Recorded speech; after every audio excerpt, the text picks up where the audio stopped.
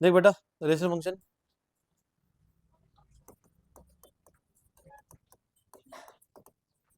हम लोग पहले इसमें रिलेशन कर लेते हैं।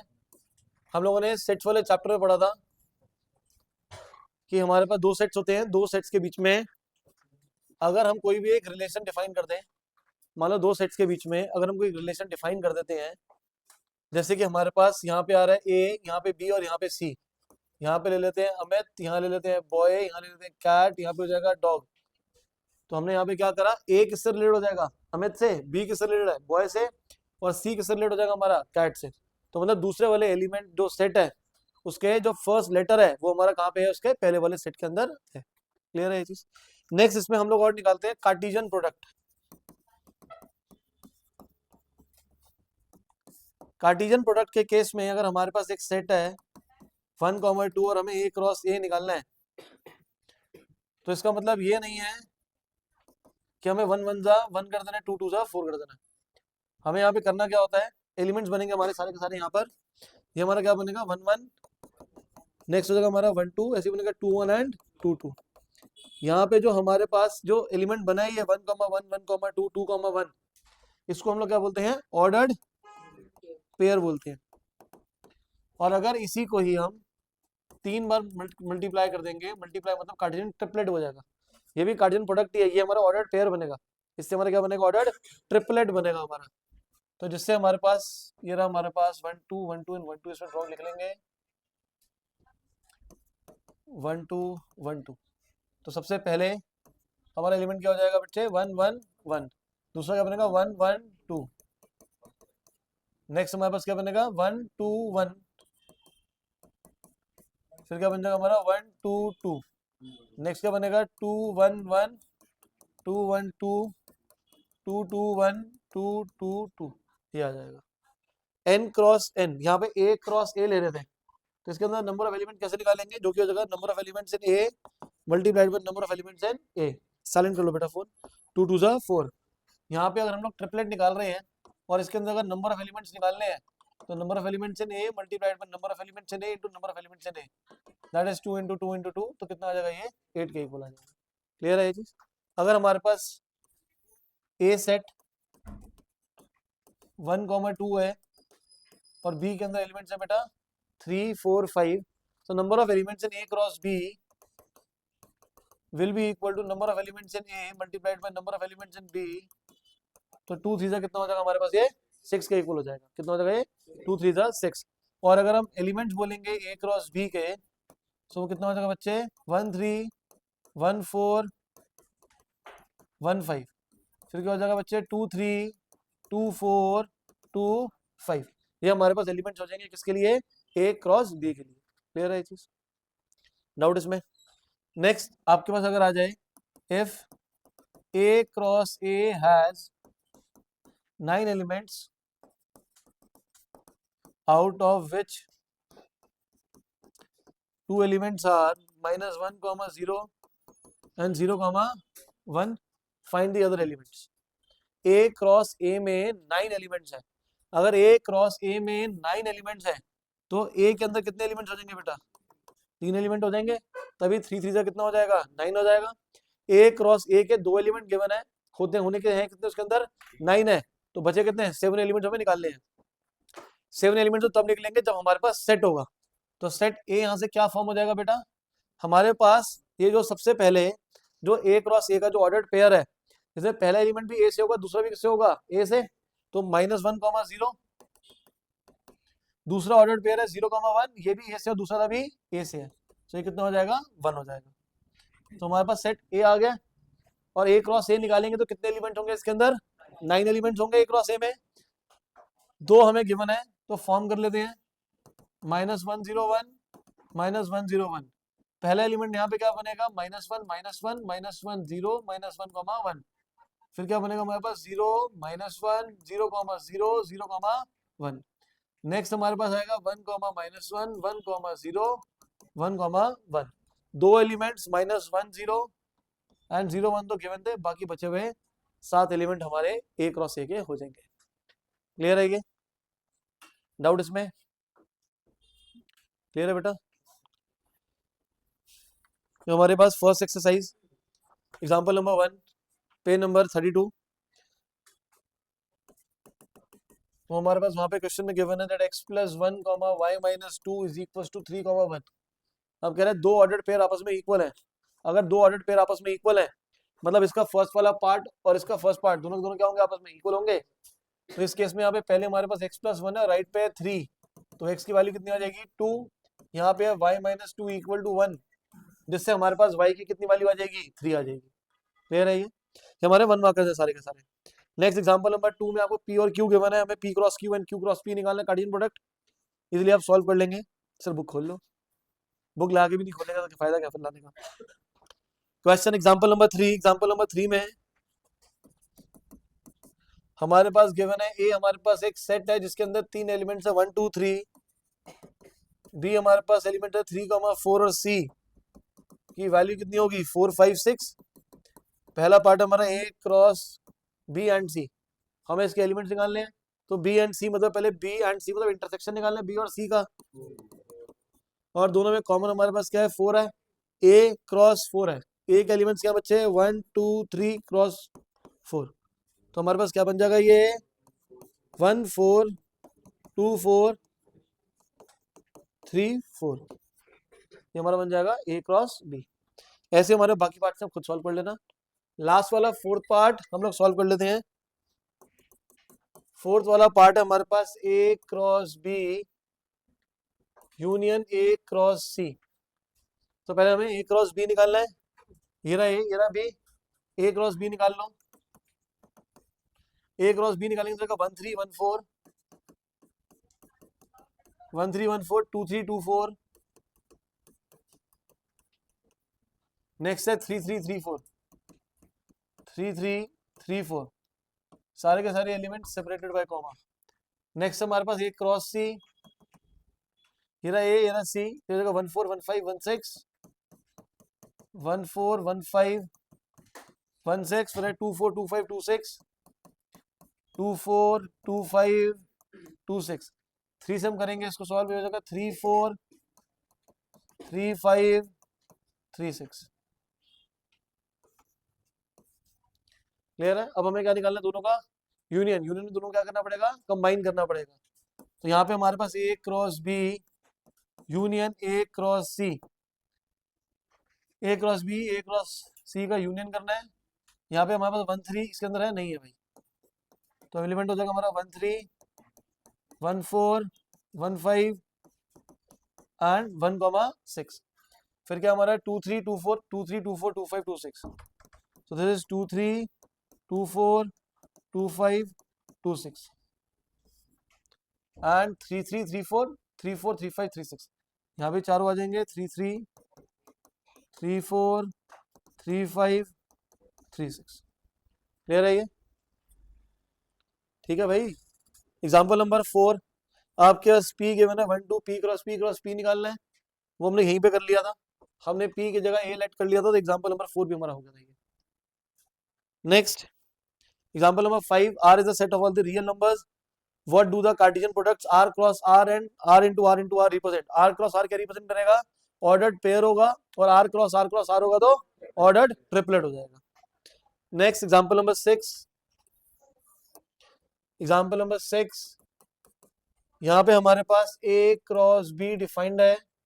A क्रॉस B का पहला एलिमेंट है बच्चे P Q, नेक्स्ट है हमारे पास PR MQ एंड MR। हमें A और B निकालना है, तो अगर A क्रॉस B हमें गिवन है, तो A क्रॉस B गिवन है, तो मतलब पहला वाला जो एलिमेंट है वो किसका होगा A का, और पीछे वाला किसका होगा B का। तो पहला एलिमेंट हमारा P और M, तो इसका मतलब P के अंदर दो एलिमेंट है, that is P and M। और ऐसे B की अगर हम बात करेंगे तो B के अंदर पीछे ने QR, तो दो एलिमेंट है इसके अंदर भी, दैट इज Q, R है। क्लियर है ये, पूरी एक्सरसाइज हमारी सेम है, जो आपको खुद करनी है बेटा सॉल्व। क्वेश्चन नंबर 10 एक्सरसाइज का आप देखोगे तो ये क्वेश्चन नंबर 10 है हमारा एक्सरसाइज का, ये रहा भाई क्वेश्चन नंबर 10। उसमें ये गिवन है कि 9 एलिमेंट्स हमारे पास हैं A क्रॉस A में, दो एलिमेंट गिवन है -1 0 एंड 0 1, तो बाकी एलिमेंट्स हमें ढूंढने हैं और सेट ढूंढना है।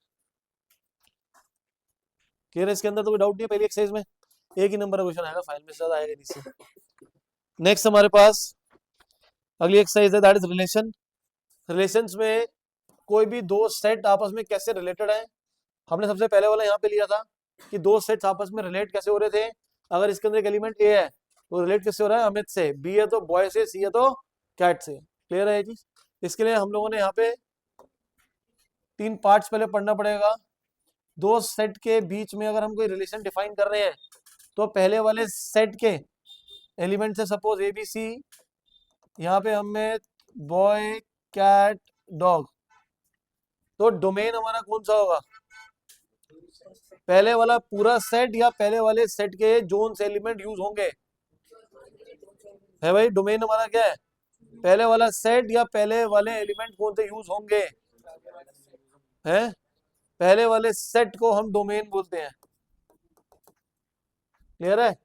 अगर हम बात करते हैं फंक्शंस की, लेकिन रिलेशन की बात करूंगा तो जोन से यूज हो रहे होंगे वो होगा। दूसरा वाला पूरा सेट हमारा क्या होगा?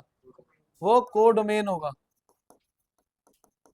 और दूसरे वाले के जोन से एलिमेंट्स यूज हो रहे हैं,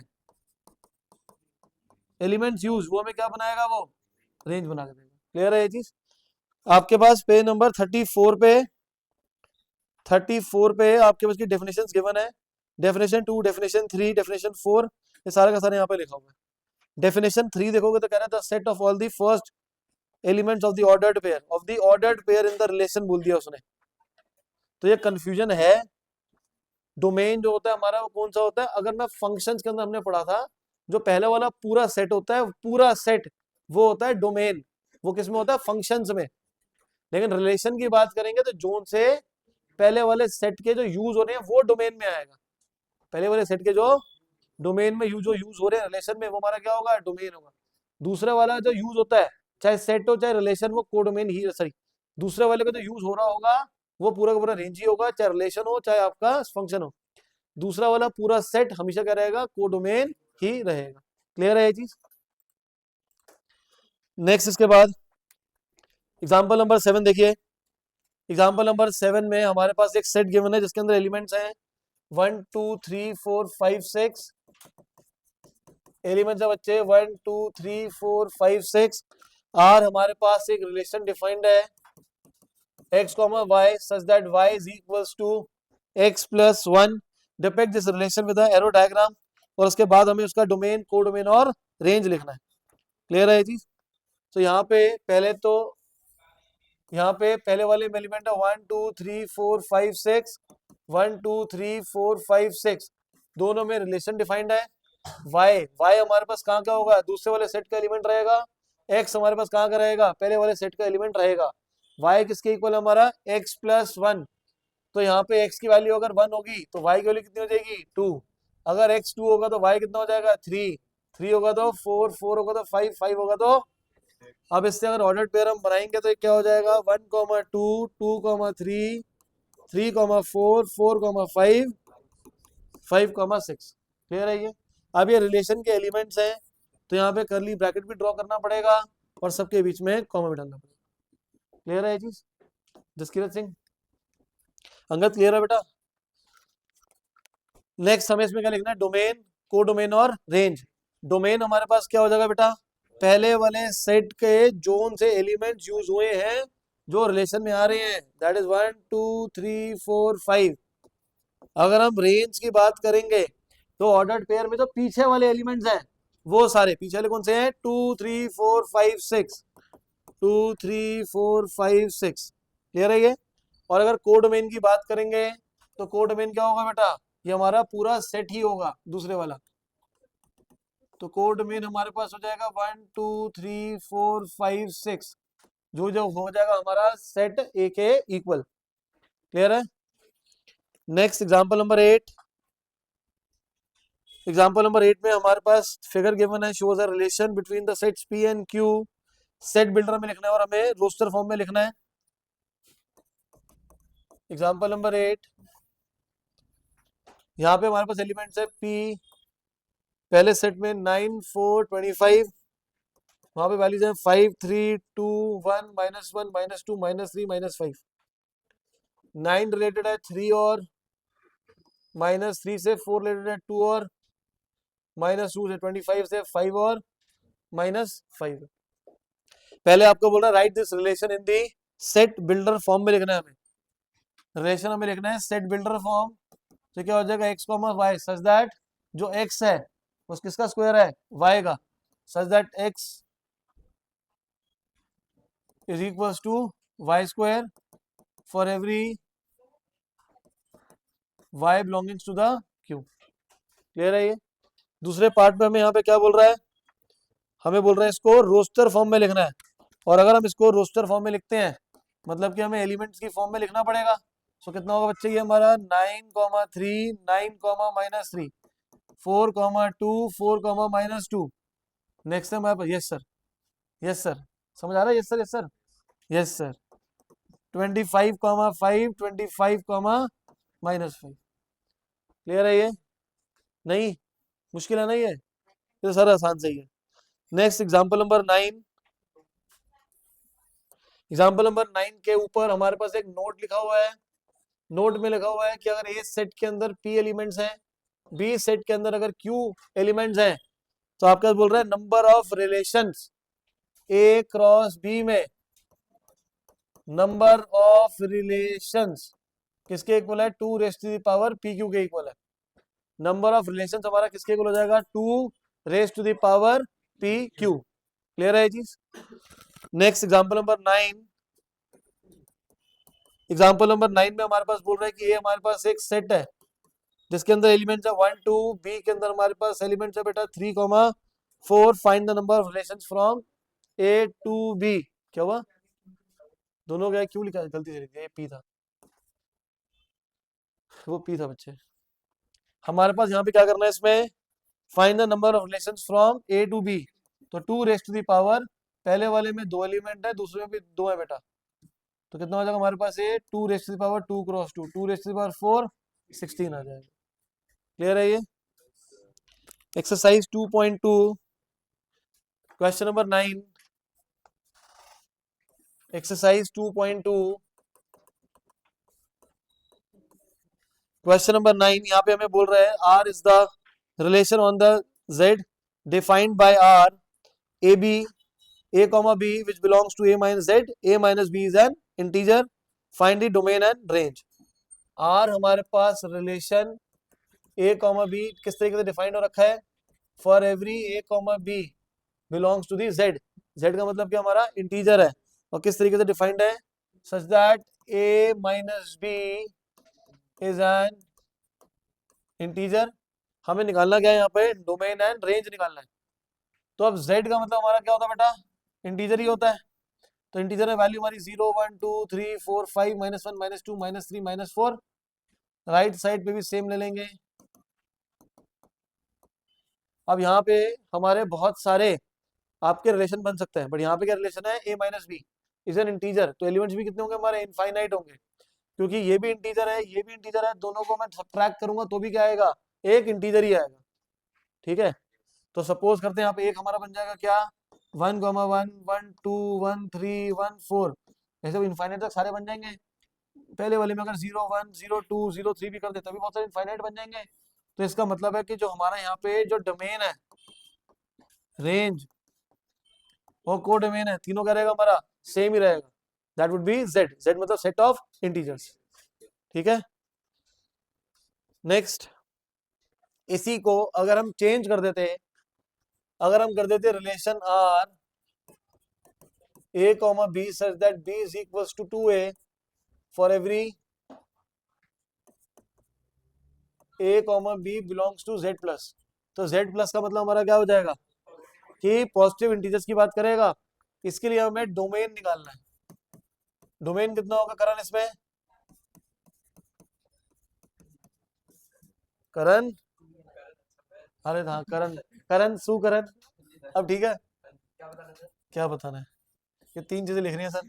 आप पहला वाला बता दो सर, डोमेन। डोमेन भी, डोमेन भी इंटीजर होगा अंगद, ठीक कह रहा है ये, गलत कह रहा है ये भाई। ए और बी दोनों के दोनों पॉजिटिव इंटीजर्स हैं, तो क्या होगा ये हमारा रियल नंबर। अरे भाई z प्लस ही होगा, कैसे होगा रियल नंबर, तो यूज थोड़ा हो रहे हैं। रियल नंबर में तो फ्रैक्शन भी आ जाएगा 1/2 1/3 1/4 और डेसिमल भी आ जाएगा 0.1 0.2 0.3 तो है ही नहीं।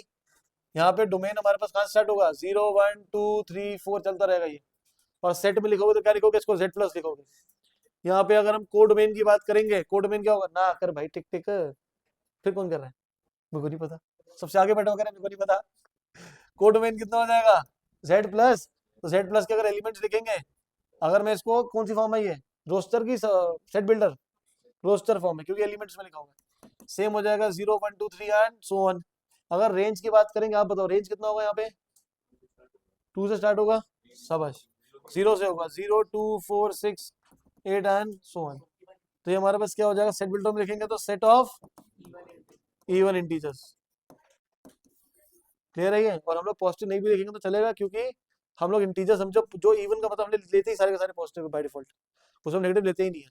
बचपन में कभी इवन नंबर हमने -2 -4 -6 नहीं पढ़ा ठीक है। इसके बाद एग्जाम क्वेश्चन नंबर 6 क्या बेटा -1 -1 वाले लेंगे। अच्छा z का मतलब होता है इंटीजर z के ऊपर प्लस लगा देगा तो पॉजिटिव इंटीजर मतलब 0 से सारे आगे राइट वाले और z माइनस मतलब पीछे वाले सारे ठीक है नेगेटिव वाले।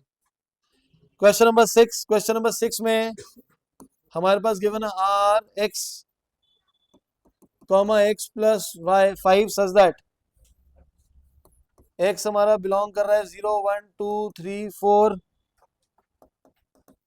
5 से। आपको कह रहा है डोमेन और रेंज निकालना है इसके अंदर। सो पहले तो एलिमेंट्स निकालो x को अगर 0 पुट करोगे तो कितना हो जाएगा 0,5 1 पुट करेंगे तो 1, फिर 2,7 3,8 4,9 5,10 क्लियर है ये। अब हमें इसका डोमेन लिखना है आप बताओ जसकीरत डोमेन कितना होगा इसका 1 2 3 4 5 गलत 0 1 2 3 4 5 0 भी तो आ रहा है 0 1 2 3 4 5। अशमन्नत को डोमेन कितना होगा हाँ जी हाँ 5 6 7 8 9 10 ये भी गलत। अरे को डोमेन यहाँ डिफाइंड ही नहीं होगा को डोमेन। यहाँ हम बात करेंगे अब रेंज की। रेंज कितना होगा हमारा यहाँ पे 5 6 7 8 9 10 क्लियर है ये। हाँ पूछो क्या हुआ को डोमेन क्यों नहीं होगा क्योंकि कहाँ पे डिफाइंड है गिवन नहीं है यहाँ पे सिर्फ पहले वाले सेट पे गिवन है दूसरे के बारे में कुछ गिवन नहीं है इसलिए को डोमेन का नहीं पता हमें। क्वेश्चन में वैसे पूछा भी नहीं है इसलिए नहीं पूछा क्योंकि है ही नहीं डिफाइंड। क्लियर है यहाँ तक तो आसान आसान से रिलेशन तो।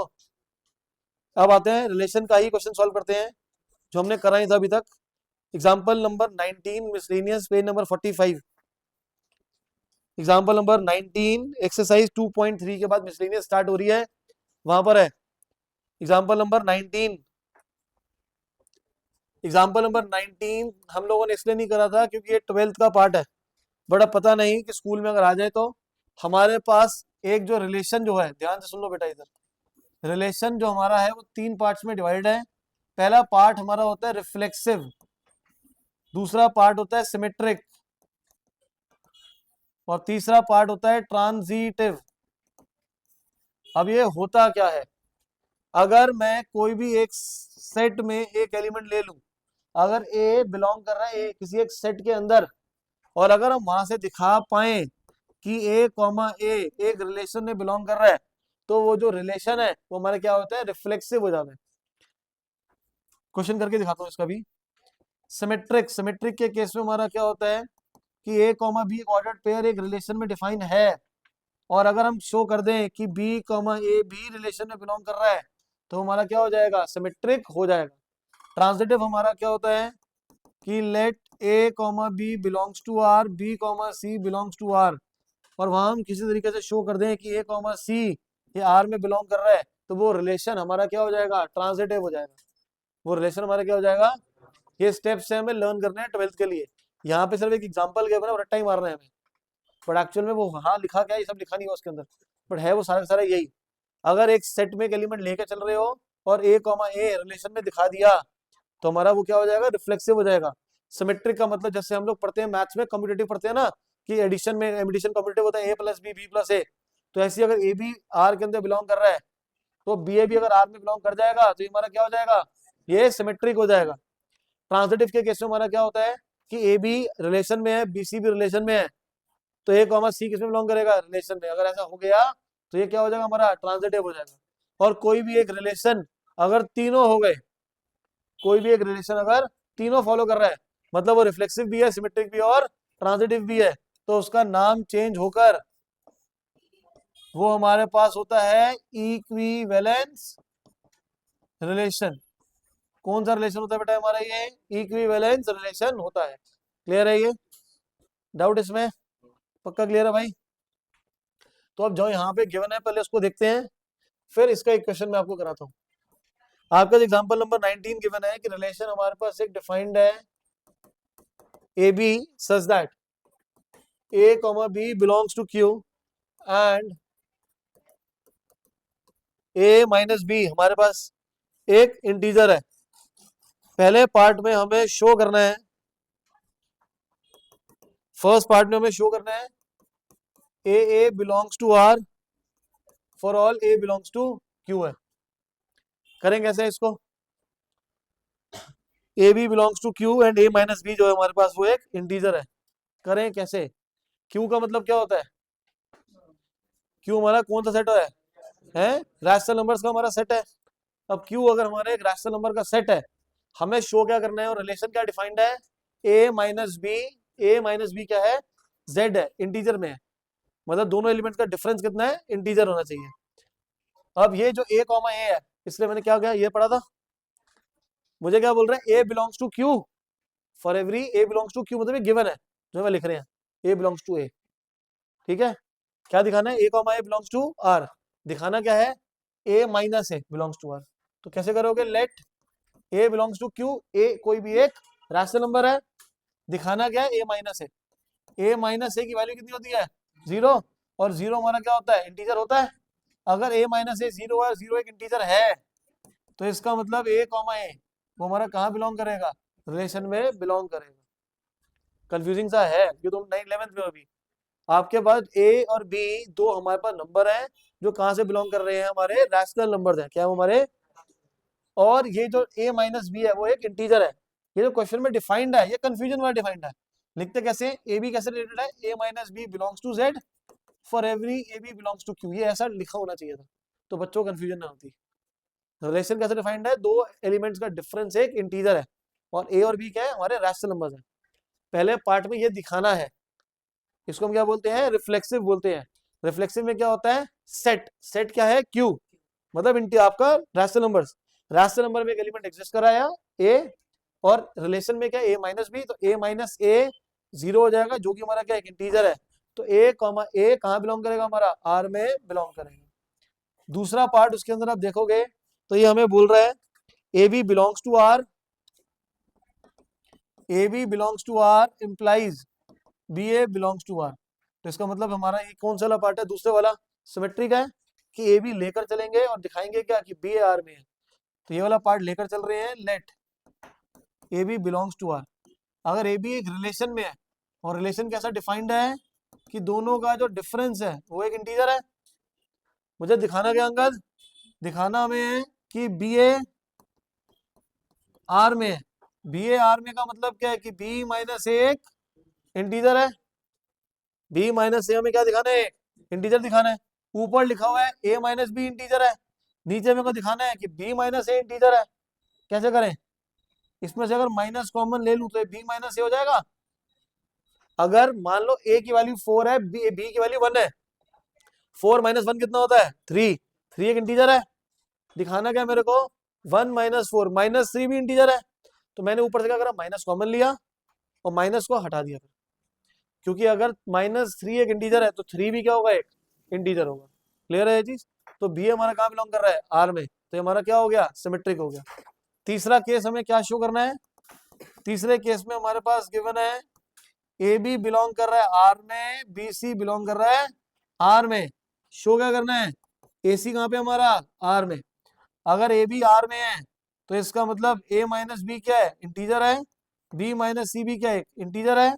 दोनों को क्या करें कि ए कॉमा सी आर में हो जाए।